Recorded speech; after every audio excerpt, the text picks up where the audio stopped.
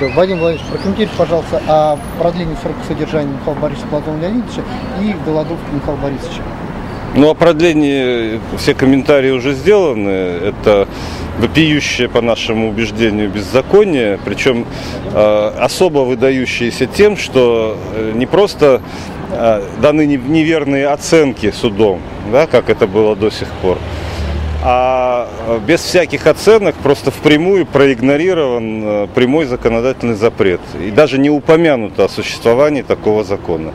Вот. Учитывая, что этот законодательный запрет появился по воле президента, и это, в общем, вопрос такой стратегического уровня, политического уровня, вот. То есть пытается президент поставить заслон на пути вот этих репрессий в отношении предпринимательства, в основном коррупционно мотивированных. И такой ответ судебной системы – это, конечно, проблема далеко выходящая за рамки конкретного дела и конкретной судьбы Михаила Ходорковского, тем более, что он бы все равно домой не пошел, к сожалению, из-за первого приговора.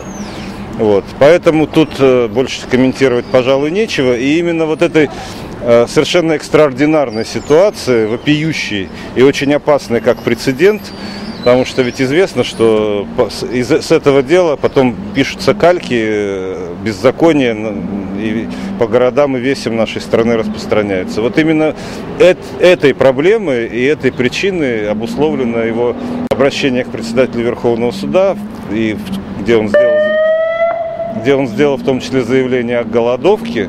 Это нужно еще раз подчеркнуть, что это не попытка добиться решения какого-то послабления для себя лично. Ничего этого здесь нет, тем более, еще раз повторю, он все равно не оказался бы на свободе. Это такая вот, ну, я бы сказал, экстремальная, экстраординарная попытка ценой, в общем, больших усилий, предпринимаемая для того, чтобы привлечь внимание президента к тому, как реагируют и на закон, и на его волю, ставшую законом, им же назначенные чиновники или ему подконтрольные. Что касается отвода, мы, конечно же, не могли, несмотря на то жесткое реагирование, которое предпринял Михаил Ходорковский, мы со своей стороны не могли оставить без последствий такое поведение, процессуальное поведение председательствующего судьи.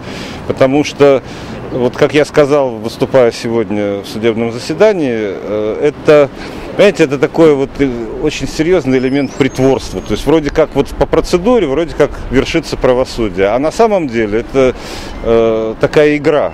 Вот нас пригласили в такую игру без правил, мы не можем в ней участвовать. Это вопреки всем нашим задачам, не говоря уже о законе, да, то есть если бы мы промолчали, приняв по умолчанию такие правила игры, то это бы означало, что мы просто не выполняем свою задачу, возложенную на нас Конституцией и законом, и потворствуем вот этому вот притворному правосудию, по аналогии с притворными сделками, да, когда цель на самом деле не правосудие, а цель какая-то другая. А если она другая, значит, уже не может быть доверия к судье, который от имени государства эту цель преследует под прикрытием какой-то другой цели. Вот. Что касается аргументов, выдвинутых прокурорами против нашего заявления об отводе, ну, я не знаю, честно говоря, что здесь комментировать, но откровенная ложь, вот, и даже ложь-то не о том. То есть они же опять ни слова не сказали об этом новом законе и о том, что он не применен, вопреки тому, что он должен быть применен. О чем угодно говорили, не постеснялись откровенного искажения фактов, но о сути не сказано ни слова.